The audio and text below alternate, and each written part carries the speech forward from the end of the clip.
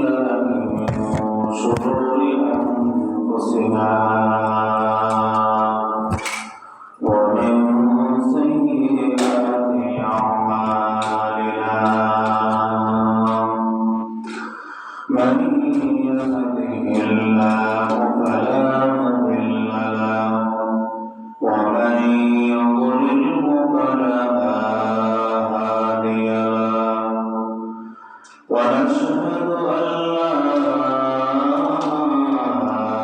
إله إلا الله وحده لا شريك له ونشهد أن سيدنا ومولانا محمدا عبده ورسوله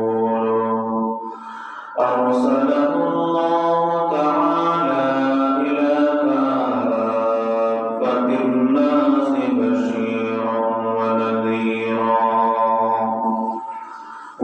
وداعيا إلى الله بإذنه وسراجا منيرا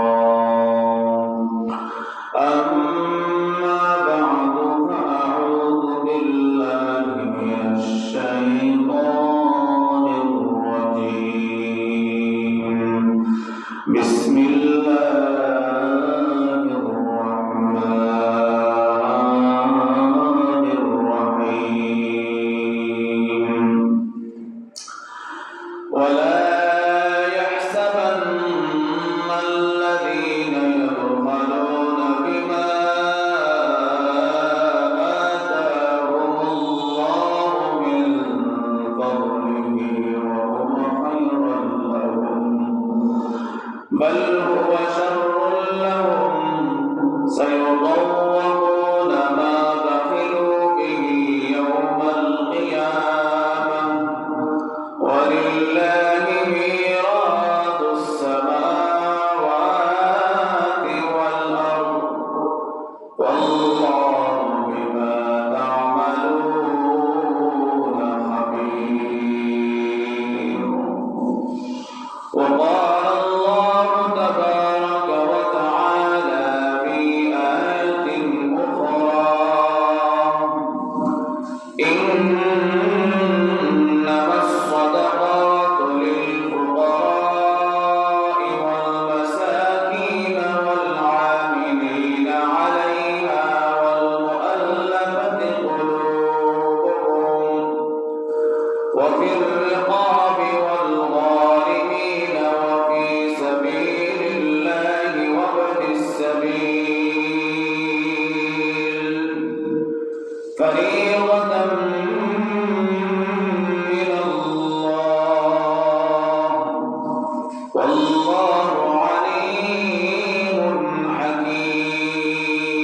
حكيم عن أبي هريرة رضي الله تعالى عنه قال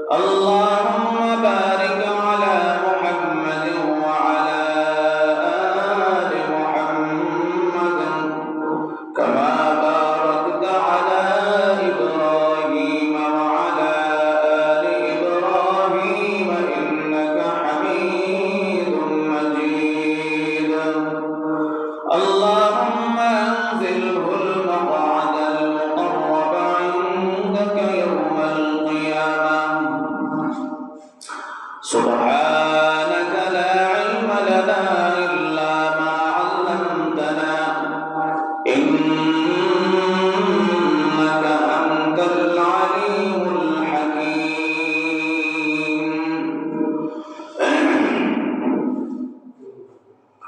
الحمد لله رب العالمين দরবারে লক্ষ কোটি শুকরিয়া আদায় করি যে রব্বুল আলামিন আজকে শুক্রবার দিন আপনারা ও আমাদের অবরত মসজিদের ঘরের ভিতরে আসার তৌফিক দান করেছেন, সুযোগ দান করেছেন। কলিমাতুর শুকর আদায় করি আলহামদুলিল্লাহ। কোরআনুল কারীমের দুইটা আয়াত এবং বুখারী শরীফ থেকে একটা হাদিস তিলাওয়াত করছি। যেহেতু আমাদের সামনে অতি নিকটবর্তী রমজান মুবারক, আর সেই রমজানের মধ্যে মানুষের সচরাচর যাকাত আদায় করে, যাকাতের বিধিবিধান এবং যাকাত সংক্রান্ত কিছু আলোচনা করার উদ্দেশ্য নিয়ে আয়াত এবং হাদিস তিলাওয়াত করছি। প্রথমত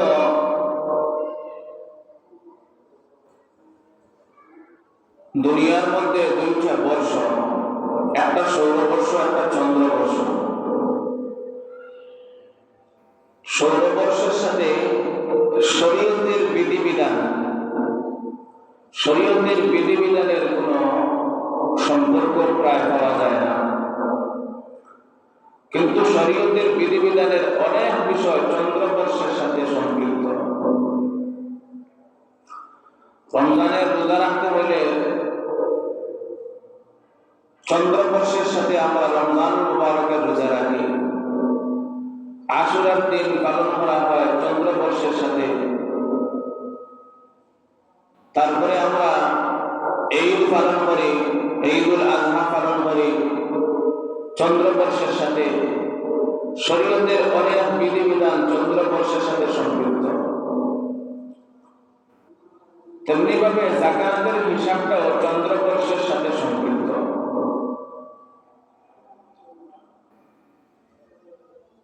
যাকাত শব্দের অর্থ হচ্ছে পবিত্র করা, বাড়াইয়া দেওয়া। কোন মানুষ যদি তার সম্পদ থেকে যাকাতে পৃথক হয়, তাহলে সে তার সম্পদের ময়লা থেকে, তার সম্পদ থেকে ময়লারে পৃথক করবে। যাকাত নির্দেশ হচ্ছে সম্পদের ময়লা,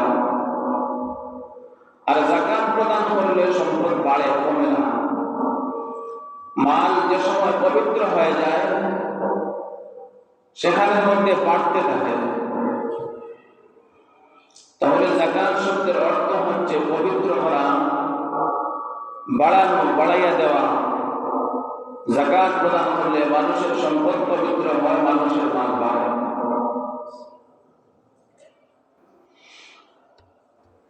রাসূলুল্লাহ সাল্লাল্লাহু আলাইহি ওয়াসাল্লাম যে সময় হিজরত করে মদিনার মধ্যে যান,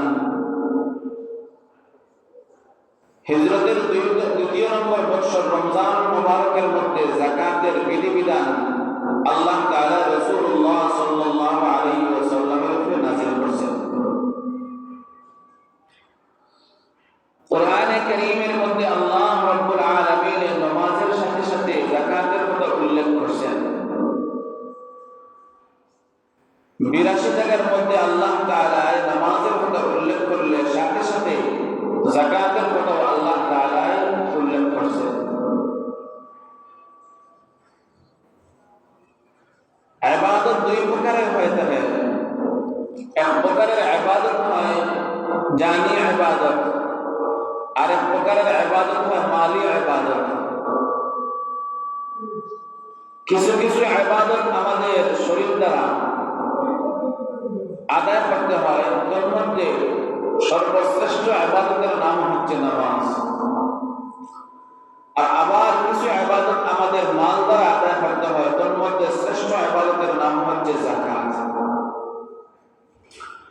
এজন্য কোরআনে কারীমের মধ্যে রব্বুল আলামিন নামাজের সাথে সাথে যাকাতের কথা উল্লেখ করেছেন।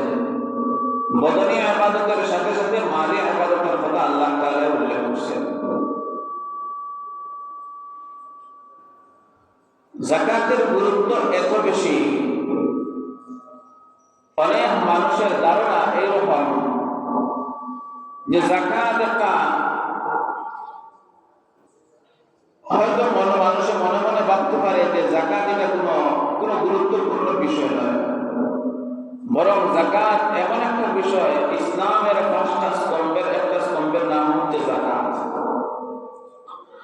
নামাজ পড়া যেভাবে ফরজ, রোজা রাখা যেভাবে ফরজ, হজ করা যেভাবে ফরজ, তেমনি ভাবে যাকাত আদায় করা তেমনি ভাবে ফরজ। নামাজ পড়া যেভাবে ফরজ, যাকাত দেওয়া তেমনি ভাবে ফরজ। কিন্তু সমাজের অনেক মানুষ আমরা দেখতে পাই, অনেক মানুষ তার উপরে যাকাত ফরজ হওয়ার পরেও যাকাত আদায় করে না। এর 2টা কারণ। 1 নম্বর কারণ হচ্ছে যাকাতের মাসলা মাসাইল অনেক মানুষে জানে না, আর আরেক কারণ হচ্ছে যাকাতের মাসলা মাসাইল জানা সত্ত্বেও যাকাত আদায় করে না, মাল কমার ডরে। তার প্রমাণ পাওয়া যায় যে সময় ঈদুল আজহার সময় আসে, এক একটা মানুষে দেখা যায় লক্ষ লক্ষ টাকা দিয়া গরু কিনে আনিয়া কুরবানি দেবে। যার উপরে কুরবানি ওয়াজিব, যার উপরে কুরবানি ওয়াজিব, ওই মানুষের ওই সম্পদের উপরে যদি 1 বছর অতিবাহিত হয় তাহলে তার উপরে যাকাত ফরজ। এখন একজন মানুষ কুরবানি দিল লক্ষ টাকা খরচ করিয়া, ওই মানুষের ওই সম্পদের উপরে 1 বছর অতিক্রম করলে দেখা যায় ওই মানুষের যাকাত আদায় করে না। তার কারণ কোরবানির মধ্যে আমি লক্ষ টাকা খরচ করিয়া কোরবানি দিলে কোরবানির একটা টুকরো বাইরে যাবে না। যদি কিছুও বাইরে যায়, মানুষ গরিব মিসকিনদের যদি পাঠিয়ে দেওয়া লাগে, তারপরেও আমার বেশিরভাগ অংশ আমার ঘরের মধ্যে থাকবো, আমার খাওয়া কাজের মধ্যে থাকবো। কিন্তু যাকাতের মালগুলা পৃথক করার পরে আর সেখান থেকে আমি আর উপকৃত হওয়ার কোনো ব্যবস্থা থাকবে না। সেই 1 টাকা আর ফিরিয়ে আমার পকেটে আসবে না। মানুষ বহালতের কারণে, কৃপণতার কারণে যাকাত আদায় করে না। কত মানুষ যাকাত আদায় করে না। তাহলে যাকাতের গুরুত্ব এত বেশি, এত বেশি। রব্বুল আলামিন কোরআনে কারীমের মধ্যে বলেন, ওয়ালা ইয়াহসাবান্নাল্লাযীনা ইয়াবখালুনা বিমা আতাহুমুল্লাহু মিন ফাদলিহি ওয়া হুয়া খায়রাল লাহুম বাল হুয়া শাররুল লাহুম সায়ুতাওয়াকুনা মা বাখিলু বিহি ইয়াওমাল কিয়ামাহ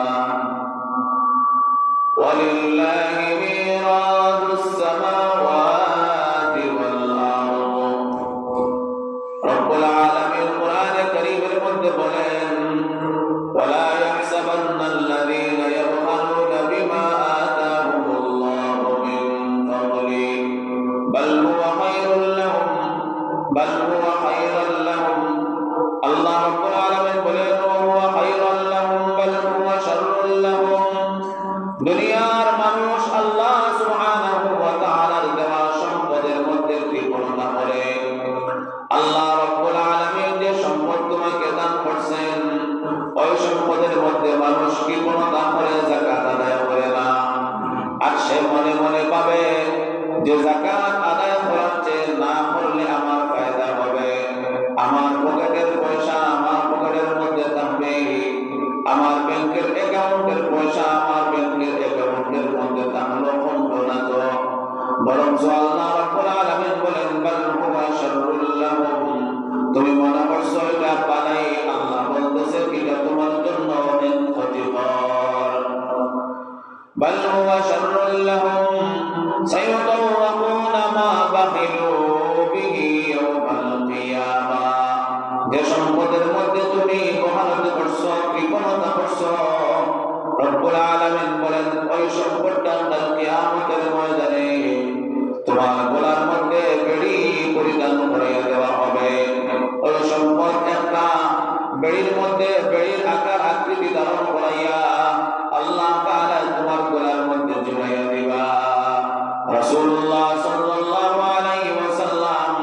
ওই বেড়ির ডাকটা দিয়া রাসূলুল্লাহ সাল্লাল্লাহু আলাইহি ওয়াসাল্লাম বলেন, মান আতাহুল্লাহু মালান ফালাম ইউআদ্দি যাকাতাহু, যে মানুষের রব্বুল আলামিন তার সম্পদ দান করলা আর ওই মানুষ তার সম্পদের যাকাত আদায় করল না, ফালাম ইউআদ্দি যাকাতাহু মুসিলা লাহু মালাহু ইয়াওমাল কিয়ামাহ, কিয়ামতের ময়দানে তার ওই সম্পদটা ওই মাল কিয়ামতের ময়দানে সুজাআন নাকরা লাহু যাবিবাতান, আল্লাহ রাব্বুল আলামিন তার সম্পদে এমন একটা কালো সাপের আকার ধরাইয়া, যে সাপের মাথার মধ্যে দুইটা কালো চিহ্ন থাকবে, অর্থাৎ বিষাক্ত সাপের আকার ধারণ করাইয়া কিয়ামতের ময়দানে তার গলার মধ্যে তার সম্পদে গলার মধ্যে ঝুলাইয়া দেওয়া হবে। আসলে সম্পদ ঝুলাইয়া দেওয়া হয়েছে সাপের আকার ধরাইয়া, আর ওই সাপ তার বলতে থাকবে, আনা মালুকা আনা কানজু, আমি তোমার সঞ্চয়কৃত সম্পদ, আমি দুনিয়ার কোনো সাপ নয়, আমি দুনিয়ার কোনো কিছু নয়, আমি তোমার সঞ্চয়কৃত সম্পদ। সাপের জবান থাকবে, সে তার জবান দিয়ে বলতে থাকবে, আনা মালুকা আনা কানজু। আল্লাহর হাবিব সাল্লাল্লাহু আলাইহি ওয়াসাল্লাম তারপরে এই আয়াত তিলাওয়াত করেন, সুম্মা তালা ওয়ালা ইয়াহসাবান্নাল্লাযীনা ইয়াবখালুনা বিমা আতাহুমুল্লাহু মিন ফাদলি।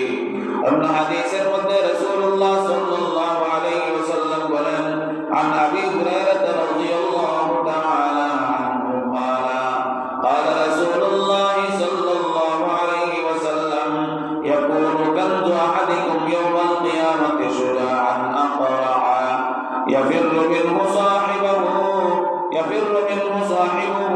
ويطلبه حتى يلقمه أصابعه। আল্লাহর হাবিব সাল্লাল্লাহু আলাইহি ওয়াসাল্লাম বলেন, ইয়াকুনু কানজু আহাদিকুম ইয়াওমাল কিয়ামা, যে সমস্ত মানুষ তার সম্পদের যাকাত আদায় করল না, কিয়ামতের ময়দানে ওই তার সঞ্চয়কৃত সম্পদ তারে খোঁজানো শুরু করবে।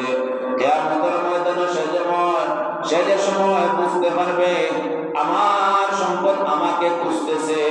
দুনিয়ার মধ্যে যদি কোনো মানুষ খবর পায় আমার ব্যাংকের মধ্যে 10 লক্ষ টাকা যে দৌড়াইয়া ব্যাংকের মধ্যে যায়, যদি কোনো মানুষ শুনে যে আমার কিছু মানুষের টাকা দিব চায়, দৌড়াইয়া ওই মানুষ তার নিকটে যায়, কিন্তু কিয়ামতের ময়দানে এমন অবস্থা হবে, ইয়াফিরু মিনহু সাহিবুহু।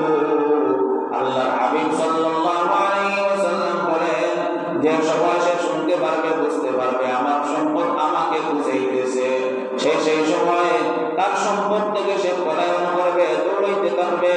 ইয়াফিরু মিনহু সাহিবুহু, সম্পদ তার মালিক তার সম্পদ থেকে দৌড়াইতে থাকবে, ভাগতে থাকবে, সম্পদের নিকটবর্তী হইতে চাইবে না, কারণ সম্পদ সেই সময় সম্পদের আকার আকৃতি থাকবে না, সম্পদ সেই সময় থাকবে গুঞ্জা সাপের মতো, বিষাক্ত সাপের আকৃতি নিয়ে ওই সম্পদ তোমার দেওয়া করব। রাসূলুল্লাহ সাল্লাল্লাহু আলাইহি ওয়াসাল্লাম বলেন, হাত্তা ইউলকিমাহু আসাবিআহু, হাত্তা ইউলকিমাহু আসাবিআহু, এক পর্যায়ে তার সম্পদ তারে খুঁজিয়া বার করব, আর বার করিয়া তার ওই সম্পদ তার আঙ্গুলগুলারে খাবারে পরিণত করব। কারণ দুনিয়ার মধ্যে ওই আঙ্গুল দ্বারা কি করছিল, সম্পদ জমাইয়া রাখছিল, সম্পদ গণনা করছিল। এই আঙ্গুলের সাথে সম্পদের একটা সম্পর্ক থাকে। এই জন্য কিয়ামতের ময়দানে সেই সম্পদ তার আঙ্গুলকে লুকমা বানাইব, খাবার বানাইব, আঙ্গুল খাইতে থাকবো। আর ওই হাদিসের মধ্যে রাসূলুল্লাহ সাল্লাল্লাহু আলাইহি ওয়াসাল্লাম বলেন, তার সম্পদগুলা তার গলার মধ্যে বেড়ি বানিয়ে দেওয়া হবে, আর ওই সাপ তারে দংশন করতে থাকবে আর বলবে, আনা মালুকা আনা কানজু, আমি দুনিয়ার তো সেই সম্পদ, এই সম্পদের তুমি সঞ্চয় করছিলে। রাসূলুল্লাহ সাল্লাল্লাহু আলাইহি ওয়াসাল্লামের দরবারে দুইজন মহিলা আসলেন, তাদের হাতের মধ্যে দুইটা সোনার টুকরা ছিল। রাসূলুল্লাহ সাল্লাল্লাহু আলাইহি ওয়াসাল্লাম বলেন, ক্বালা লাহুমা তুআদ্দিয়ানা যাকাতাহু, আল্লাহর হাবিব বললেন, ও আমার মহিলারা, তোমরা কি তোমাদের সেই সম্পদের যাকাত আদায় করছো?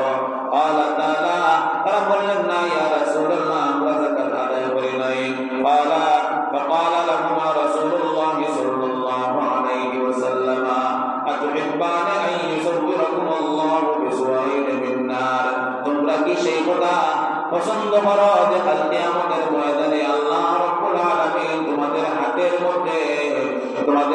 মধ্যে অগ্নি টুকরা পরিধান করাইয়া দেবে। তারা বললেন, না ইয়া রাসূলুল্লাহ, আমরা সেই কথা কখনো পছন্দ করি না। রাসূলুল্লাহ সাল্লাল্লাহু আলাইহি ওয়াসাল্লাম বললেন, যাও তাহলে তোমরা সেই সম্পদের যাকাত আদায় করো। বোঝা গেল, সম্পদের যদি টাকা পয়সা যদি কোনো মানুষ যাকাত আদায় না করে, তাহলে কিয়ামতের ময়দানে ওই টাকা ওই সম্পদ তার গলার মধ্যে বেড়ি পরিধান করিয়ে দেওয়া হবে। ওই সম্পদ তারে খুঁজতে খুঁজতে বাহির করবে, বাহির করিয়া তার আঙ্গুল করে কামড়াই দিতে হবে। আর যদি কোনো মানুষ কোনো মহিলা তার সম্পদের অর্থাৎ তার স্বর্ণের যাকাত যদি না আদায় করে, কিয়ামতের ময়দানে তার সেই স্বর্ণগুলা আল্লাহ তাআলা আগুনের আকার আকৃতি ধারণ করাইয়া আগুন দ্বারা উত্তপ্ত করাইয়া তারে পরিধান করাইয়া দিবে।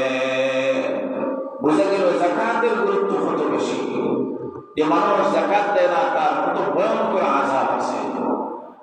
যাকাত হচ্ছে ফরজ, ইসলামের 5টা স্তম্ভের একটা স্তম্ভ। কোন মানুষ যদি যাকাতের অস্বীকার করিলে সাথে সাথে কাফির হয়ে যায়, সাথে সাথে কাফির হয়ে যাবে, এখানে কোনো সন্দেহ নাই। যাকাত অস্বীকার করলে সাথে সাথে কাফির। এখন আসেন আমরা জানিয়ে নেই যাকাতের নিসাব কতটুকু সম্পদ তাহলে একজন মানুষের যাকাত দিত। যাকাত কি সবার উপরে ফরজ? না, কখনো নয়। যাকাত সবার উপরে ফরজ নয়। যাকাত ফরজ হওয়ার জন্য কিছু শর্ত আছে। 1 নম্বর শর্ত, যাকাত ফরজ হওয়ার জন্য ওই মানুষটা কি হতে হবে? ওই মানুষটা মুসলমান হতে হবে, কোন কাফিরের উপরে যাকাত ফরজ নয়। 2 নম্বর, ওই মানুষটা আকল সম্পন্ন হতে হবে, কোন পাগলের উপরে যাকাত ফরজ নয়। 3 নম্বর, মানুষটা বালিগ হতে হবে, অপ্রাপ্ত কোন বাচ্চার উপরে যাকাত ফরজ নয়। 4 নম্বর, আজাদ মানুষের উপরে যাকাত ফরজ হবে, কোন গোলামের উপরে যাকাত ফরজ নয়। এখন আসেন যাকাতের নিসাব। শরীয়তের দৃষ্টিতে যে সময় যাকাত ফরজ হয়, সেই সময় যাকাতের নিসাব এতটুকু ছিল, সম্পদের হিসাব এতটুকু ছিল যে সেই সময় স্বর্ণ মুদ্রা আর রৌপ্য মুদ্রার প্রচলন ছিল। এই জন্য স্বর্ণ মুদ্রা অর্থাৎ স্বর্ণের হিসাবে একজন মানুষের কাছে যদি 7.5 তোলা স্বর্ণ থাকে, তাহলে তার উপরে যাকাত ফরজ হয়ে যায়। আর 52.5 তোলা পরিমাণ রূপা যদি সবার কাছে থাকে, তাহলে তার উপরেও যাকাত ফরজ হয়ে যায়। হিসাব বোঝা যায় এরকম, যে সময় যাকাতটা ফরজ হয়েছে সেই সময় একজন মানুষের 7.5 তোলা স্বর্ণর যে মূল্য, সেই সমপরিমাণ মূল্য ছিল 52.5 তোলা রূপা। অর্থাৎ 52.5 তোলা রূপার যদি মূল্য হয় 10 লক্ষ টাকা, তাহলে 7.5 তোলার স্বর্ণের মূল্য হইতো 10.5 লক্ষ টাকা, 10 লক্ষ টাকা। এতটুকু সমান সমান ছিল। রূপার মূল্য তুলনায় কম ছিল, কিন্তু তার তুলনায় যে সময় 52.5 তোলা রূপা হয়ে যেত, এই সমপরিমাণ মূল্য দিয়ে একজন মানুষের 7.5 তোলা স্বর্ণ কিনতে হবে। কিন্তু যুগের পরিবর্তনে স্বর্ণের দাম এত বাড়ছে, বর্তমান বাজার অনুযায়ী স্বর্ণের দাম, আমার তথ্য অনুযায়ী, আমি তথ্য নিয়েছি 2026 সালের স্বর্ণের কতটুকু দাম, 22 ক্যারেট স্বর্ণের দাম দেখা গেছে 2,60,000 টাকার মতো। আর 19 ক্যারেট স্বর্ণের দাম প্রায় 2,50,000 টাকার মতো। 18 ক্যারেট স্বর্ণের দাম প্রায় 2,40,000 টাকার মতো। আর রূপার দাম বর্তমান বাজার অনুযায়ী রূপার দাম দেখা যায় গত বছর থেকেই বাড়ছে, তবে বাড়লে খুব একটা বাড়ে নাই। বর্তমান বাজার মূল্য দেখা যায় রূপা বাজারের মধ্যে বিকেল 5,000 টাকা করে, তোলা 5,000 টাকা।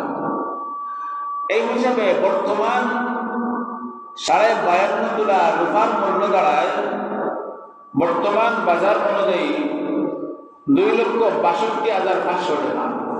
5,000 টাকা যদি আমরা রুফার তুলা ধরি তাহলে তার বর্তমান বাজার মূল্য দাঁড়ায় 2,62,500 টাকা।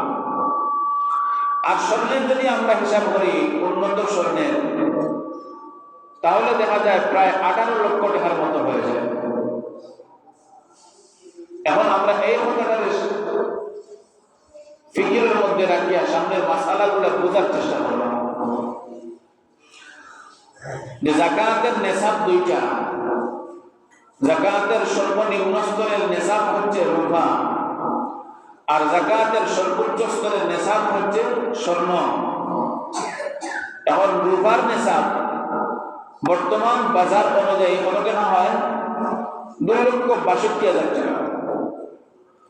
অর্থাৎ বর্তমান সময়ে কোনো মানুষের কাছে যদি 2,62,000 টাকা যদি থাকে, অথবা 2,62,000 টাকার সমপরিমাণ ব্যবসায়ী সম্পদ থাকে, আর ওই সম্পদের উপরে হাওলানে হাউল 1 বৎসর অতিক্রম হয়ে যায়, তাহলে বৎসর শেষে ওই মানুষের উপরে যাকাত ফরজ হয়ে যায়।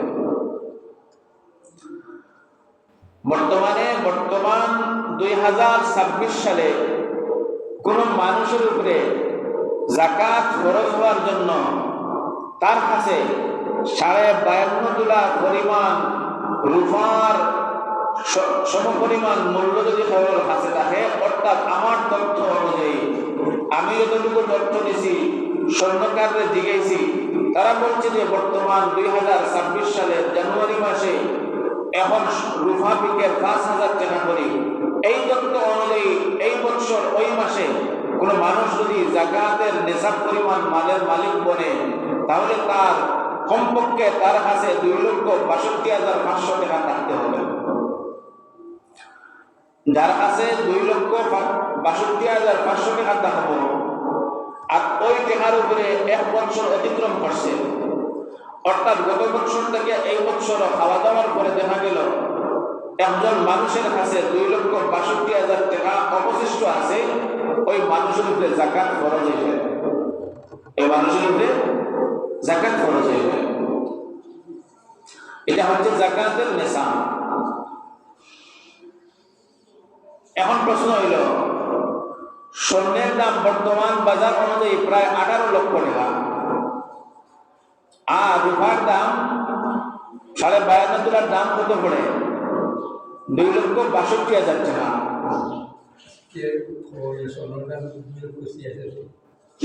আরো বাড়ছে, আজকে স্বর্ণের দাম আরো বাড়ছে, 2,86,000 টাকা।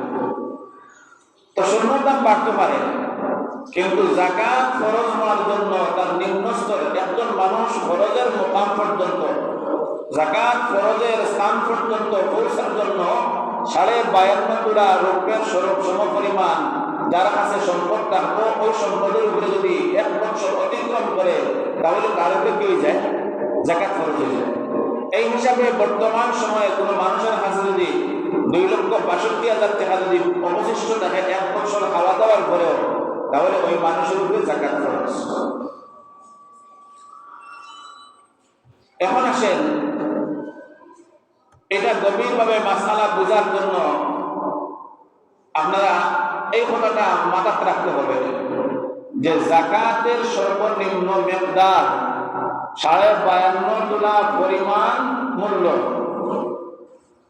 এখন একজন মানুষের কাছে তার ব্যবসায়ী কিছু সম্পদ আছে, ধরেন একজন মানুষের কাছে ব্যবসায়ী সম্পদ 1 লক্ষ টাকা আছে। কোন জায়গার মধ্যে সে 1 লক্ষ টাকা ইনভেস্ট করছে ব্যবসার জন্য, অথবা তার দোকানের মধ্যে 1 লক্ষ টাকার মাল কিনছে, তার ব্যাংকের মধ্যে আরো 1 লক্ষ টাকা আছে, আবার তার কাছে দেখা গেল 1 তোলা সোনা আছে। একজন মানুষের কাছে কতটুকু সম্পদ আছে? 1 তোলা সোনা আছে, আর তার কাছে আবার কিছু টাকা আছে। যদি কোনো মানুষের কাছে টাকা থাকে, ক্যাশ টাকা থাকে, ব্যাংকের মধ্যে টাকা থাকে, অথবা ব্যবসায়ী কোনো সম্পদ থাকে, ব্যবসায়ী সম্পদ বলতে আমরা কি বুঝি? কোনো মানুষ যদি একটা প্লট কিনে এই নিয়তে যে আমি প্লটটা কিনলাম, আমি যে সময় দাম পাইব বেশি লইব, টেকা ব্যাংক তৈলে টেকা বাড়তো না, গরুর মধ্যে তৈলে টেকা বাড়িত না, এই জন্য একটা প্লট কিনলাম। এই প্লট কিনা আপনার ব্যবসায়ী সম্পদ। আপনি যদি একটা গরু কিনেন এই জন্য যে গরু কিনলাম এই জন্যই যে কুরবানির ঈদের লোকে বেশিলে দাম পাইব, কুরবানির ঈদের বেশি দাম, তাহলে একটা গরু কিনলে এটাও আপনার ব্যবসায়ী সম্পদ। আপনি যদি অন্য কোনো হাত ধরেন একটা গাড়ি কিনেন এই জন্য যে গাড়ি আমি কিনিয়া কিছু হাত ভরাইব আর পরবর্তীতে যে সময় দাম পাইব বেশিলেই হোক, এই বেচার নিয়তে আপনি কিনছেন, এটা আপনার ব্যবসায়ী সম্পদ। লভ্যাংশ গ্রহণ করার জন্য, লাভবান হওয়ার জন্য কোনো জিনিস খরিদ করলাম, এটা আপনার ব্যবসায়ী সম্পদ। তাহলে একজন মানুষের কাছে যদি ব্যবসায়ী কোনো সম্পদ থাকে অথবা তার কাছে ক্যাশ কিছু টাকা আছে, এমত অবস্থায় তার কাছে কিছু রূপাও আছে, এমত অবস্থায় তার কাছে কিছু সোনাও আছে ধরে নেন, ওই সময় তার সমস্ত সম্পদের যাকাত নির্ধারণ করা হবে সম্পদের মূল্য অনুযায়ী। সম্পদের মূল্য অনুযায়ী আপনার কাছে যে গরু আছে এই গরুর মূল্য কত হবে? এই গরুর মূল্য হবে 1 লক্ষ টাকা। আপনার কাছে যে জমি আছে ওই জমির মূল্য কত হবে? ধরে নেন 1 লক্ষ টাকা। আপনার কাছে যে স্বর্ণ আছে ওই স্বর্ণ যদি আধা তোলা হয় তাহলে ধরে নেন ওই যদি 1 তোলা ধরে নেন তাহলে হিসাব সহ 2,86,000 টাকা। আপনি এই সম্পদগুলোরে আপনার মূল্যরে আপনি এখন হিসাব শুরু করেন। মূল্য হিসাব করিয়া যদি দেখেন আপনার 52.5 তোলা রূপার পরিমাণ সম্পদ আপনার কাছে 1 বছর অতিবাহিত হওয়ার পরেও আছে, আপনার যাকাত খরচ। অনেক মহিলারা এই মাসালা জানে না, অনেক মহিলারা জানে না।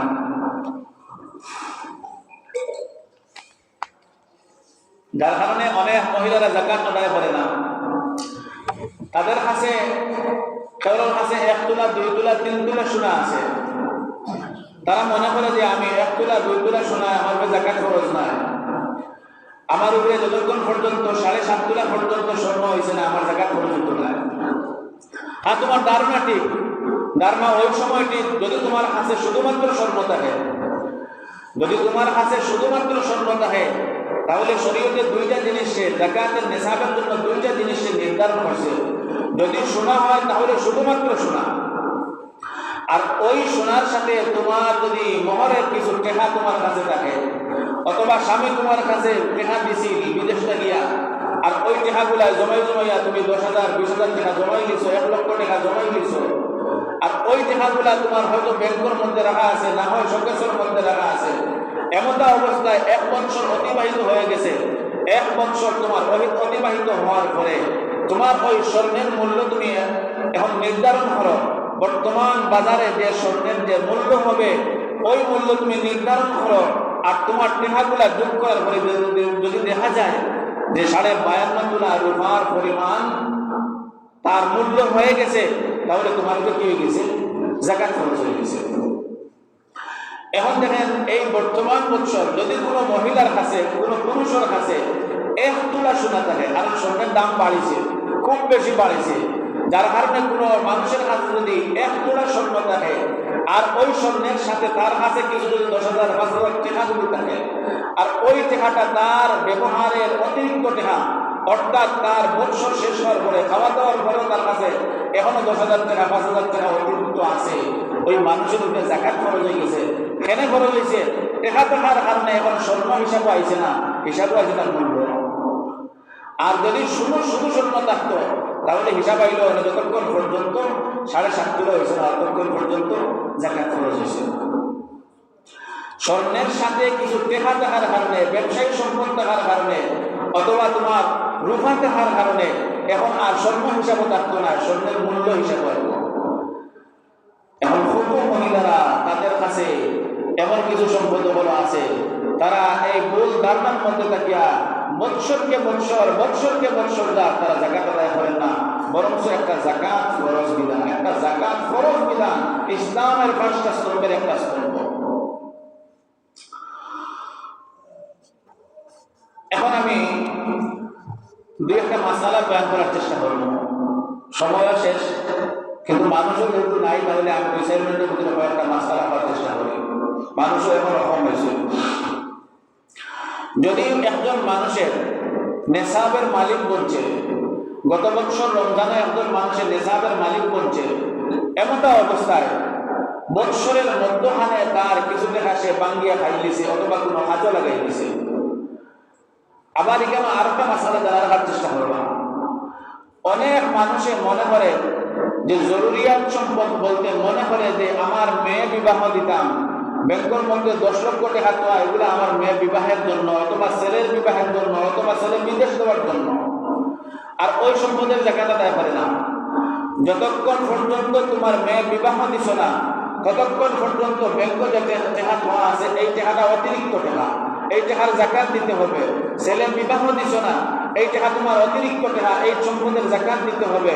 তুমি ঘর বানাইতে করে টাকা নিয়ে ব্যাংক রাখছো, তোমার ঘর নাই বাড়ি নাই জায়গা লইতে করে ব্যাংক নিয়ে টাকা রাখছো, কিন্তু ওই টাকার উপরে 1 বছর অতিবাহিত হয়ে গেছে, তুমি তো দুনিয়ার মধ্যে বাঁচিয়ে থাকতে পারছো, মরছো না তো, তাহলে তোমার এই টাকা অতিরিক্ত টাকা যতক্ষণ পর্যন্ত তুমি ঘর না বানাইবা ততক্ষণ পর্যন্ত তুমি জাকাত দিতে হবে।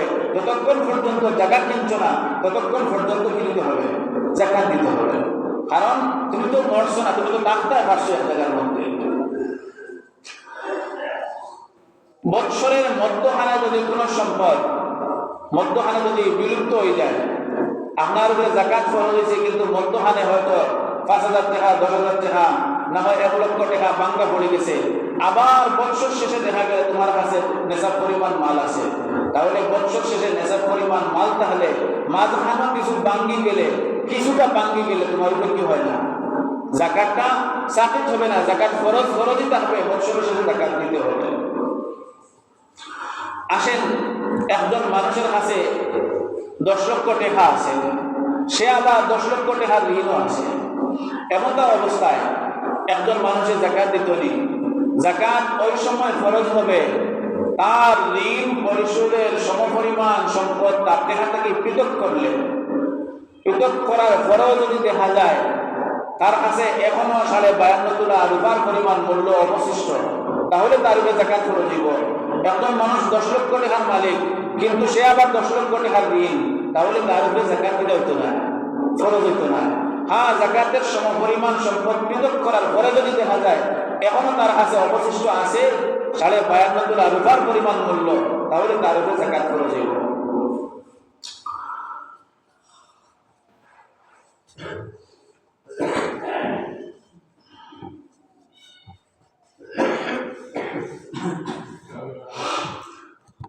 কোন মানুষ যদি ব্যবসার জন্য কোনো জিনিস কিনছে, ব্যবসার জন্য সে একটা গাড়ি কিনছে অথবা সে একটা জমিন কিনছে, এমনটা অবস্থায় ব্যবসার জন্য কিনছিল, কিন্তু ব্যবসার জন্য কিনলে এই ব্যবসায়ী সম্পদের উপরে কিনা হয়ে যায়, বৎসর ঘুরলে তার সম্পদ যদি দেখা যায় 52.5 তোলা রূপার পরিমাণ যদি হয়ে যায় তাহলে তার উপরে জাকাত ফরজ হয়ে যায়।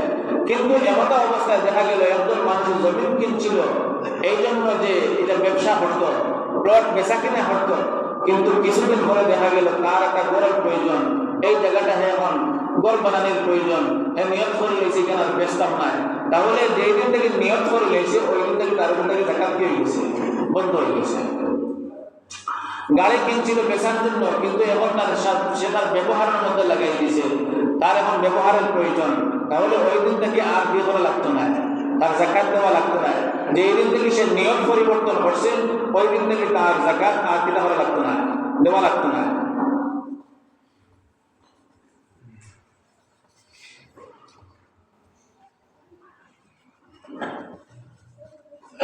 আচ্ছা, জাকাতের জন্য একটা জরুরি মশলা হচ্ছে জাকাত আমি যে সময় দিতেছি, জাকাত দেওয়ার সময় জাকাতের নিয়তটা সারা বছর আমি সরফা করছি, বছর শেষে মনে করলাম যে সারা বছর সরফা করছি, এখন আর দিয়া দিলাম না, সারা বছর তুমি সরফা করছো, সরফার সব করেছো, কিন্তু জাকাতের নিয়ত না থাকার কারণে জাকাত আদায় হয়ে যায়।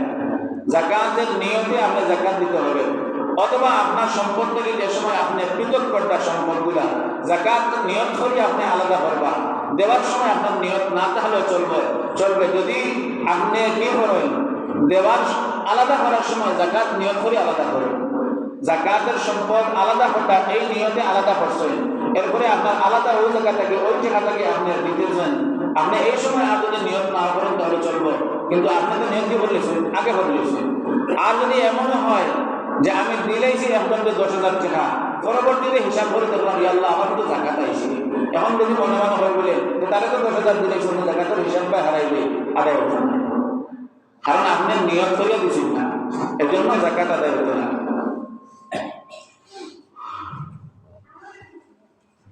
একজনে আর একজনের জাকাত দেওয়া, মনে করেন একজন মহিলার উপরে জাকাত ফরজ হয়ে গেছে, তার স্বামী তার পক্ষ থেকে জাকাত আদায় করতো, এমন অবস্থায় স্বামী তার স্ত্রীর পক্ষ থেকে জাকাত আদায় করতে হইলে, অথবা এক ভাই আর এক ভাইয়ের পক্ষ থেকে জাকাত আদায় করে, এমন অবস্থায় যার উপরে জাকাত ফরজ তার অনুমতি নিতে হবে। তার অনুমতি ছাড়া তার অবগতি করা ছাড়া জাকাত তার পক্ষ থেকে দিলে জাকাত আদায় হতো না। যার জাকাত আদায় করতে তারে আগে অবগত করতে হবে যে আমি তোমার পক্ষ থেকে জাকাতটা আমি কি বললাম আদায় করলাম। এখন প্রশ্ন হইল, একজন মহিলার জাকাত, মহিলা তো ব্যবসা বাণিজ্য করে না, মহিলার জাকাত তার স্বর্ণের জাকাত, তার সম্পদের জাকাত। মনে করেন একজন মহিলার কাছে 7.5 তোলা স্বর্ণ আছে, ওই মহিলার কাছে আতো কোনো টেকা নাই, তারে আতো কোনো টেকা দেওয়া হয় না, ওই মহিলার জাকাত কিলা আদায় করতো? ওই মহিলার পক্ষ থেকে তার স্বামী যদি তার উপরে একসান করে জাকাত আদায় করিলে, জাকাত আদায় করা ওই সময় স্বামীর উপরে মুস্তাহাব, স্বামীর উপরে মুস্তাহাব হচ্ছে স্ত্রীর পক্ষ থেকে জাকাতটা আদায় করে দেওয়া। আর যদি কোনো স্বামী তার স্ত্রীর পক্ষ থেকে জাকাতটা আদায় না করে, তাহলে স্ত্রীর জন্য জরুরি হচ্ছে তার স্বর্ণ বেশিও কি করতে হবে, জাকাত আদায় করতে হবে। আমি কয়েকটা মাসালা হইলাম, এখন 2-1টা মাসালা হলে আরে জাকাত দিতাম। রব্বুল আলামিন কোরআনে কারীমের মধ্যে একটা আয়াত নাযিল করেছেন,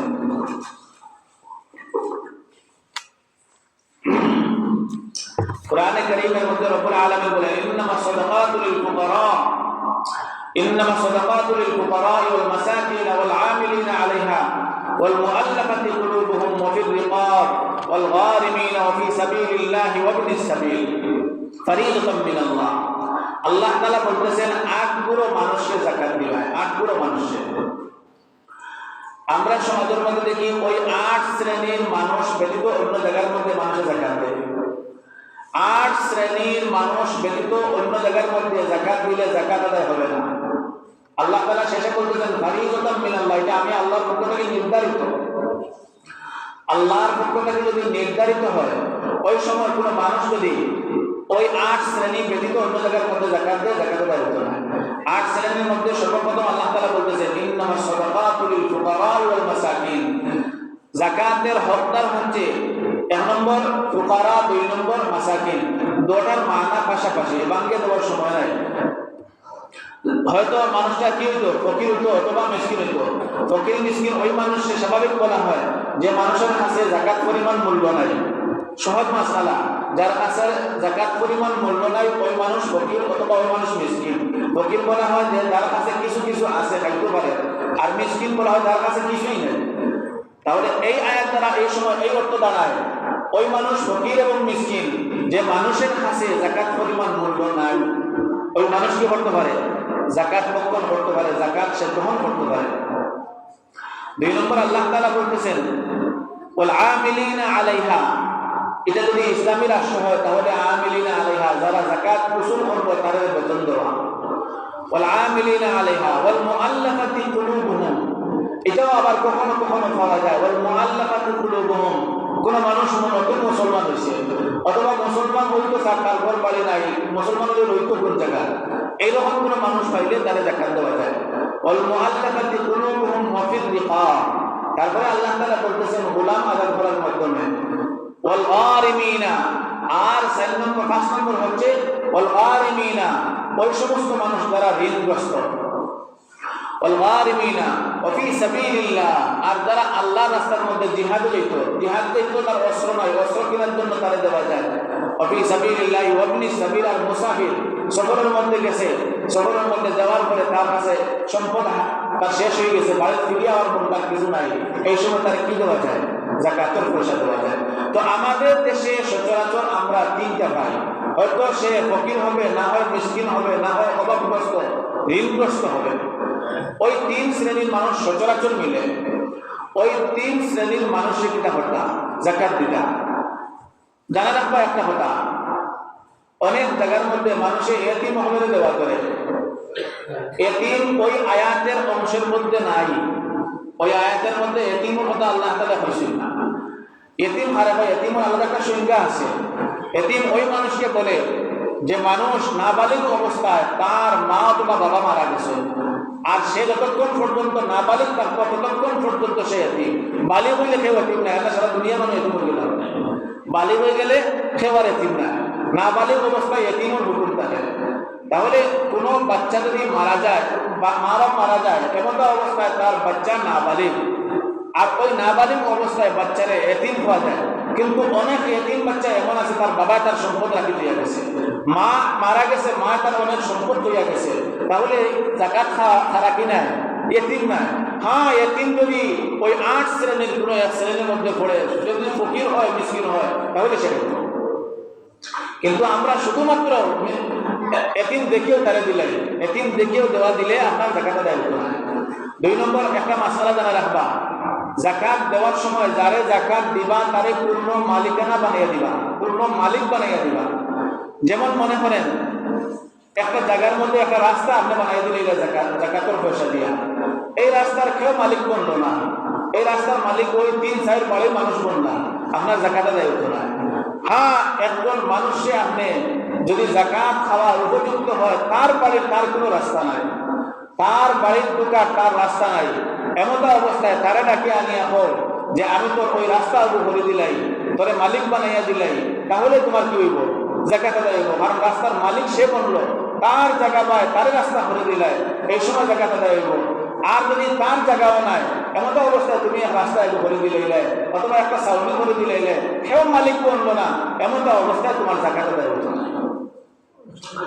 একটা মাসালা হয়ে শেষ করলে এরপরে মনে করেন অনেক সময় আমাদের অনেক মানুষ মৃত ব্যক্তির যদি কোনো মানুষ মারা যায়, তাহলে মানুষ মারা যাওয়ার পরে ওই মাসালার অংশ হিসাবে হয় না, কোনো মানুষ মারা যাওয়ার সময় তার যদি কোনো ঋণ রাখিয়া মারা যায়, আমরা অনেক মানুষের মনে করে যে আমার জাকাতের পয়সা দিয়ে ওই মানুষের ঋণগুলো পরিশোধ করিলে, যে জাকাত দিতায়, যারে জাকাত দিতায় তারে পূর্ণ মালিকানা পৌঁছিয়ে দিতায়।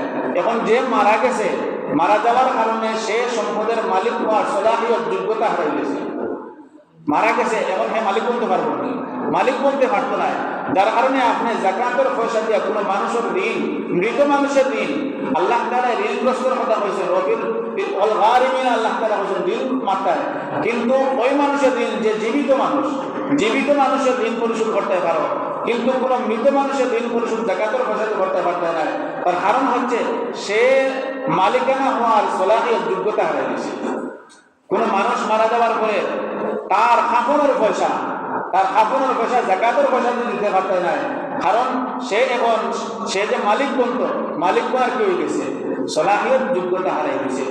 এজন্য বায়ু হল জাকাত ফরজ একটা বিধান, এত ব্যাপক একটা বিধান, আর আমরা জাকাতের অনেক মানুষের মনে মনে একটা জাকাত আদায় করিলে, সেও মনে করে যে আমি 10 লাখ টাকার মালিক, তোমাদের কিছু টাকা মানুষের যা পারে তা দিয়ে জাকাত আদায় করিলে, এটা কখনো আদায় হতো না। জাকাত আদায় করতে হবে আপনার সম্পদের 40 ভাগের 1 ভাগ, 40 ভাগের 1 ভাগ আপনি জাকাত আদায় করতে হবে। এটা আল্লাহ তাআলার হক, এটা আল্লাহর হক। আপনি এখানে তোলা কম বেশ করলে আপনার উপরে ফরজ হয়ে গেছে। কিয়ামতের ময়দানে আপনার এই সম্পদে আপনারে বিপদের মধ্যে ফেলে দিবে। দুনিয়ার মধ্যে মনে হয় বালা আল্লাহ হবেন, বাল হুয়া শাররুল আমাদের তোমার জন্য খুব ক্ষতিকর। এজন্য ভাই বোন, জাকাতগুলো আদায় করার আগে জাকাতের মাসাইল জানারও দরকার। আর 2 নম্বর, জাকাত আদায় আমরা করব, জাকাত আদায় করতে সময় খুব সতর্কতার সাথে আদায় করব। কোনো মানুষ, আমরা সমাজে অনেক মানুষ আছে যারা জাকাত দিত তারাও জাকাত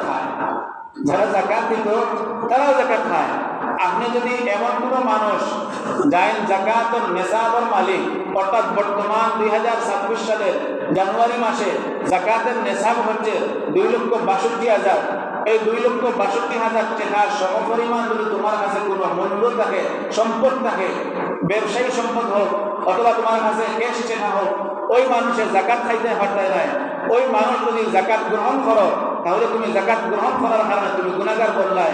আর যদি কেউ ইচ্ছাকৃতভাবে তার কাছে জাকাত দিলাই, তোমার জাকাত আদায় হইতো না। অনিচ্ছাকৃতভাবে তুমি যদি দিলাও, তাহলে অনিচ্ছাকৃতভাবে তোমার না জানার কারণে, দেওয়ার কারণে তোমার আদায় হয়েছিল। আল্লাহ তাআলা আপনারা আমার কথা বলে ব্রাহ্মণ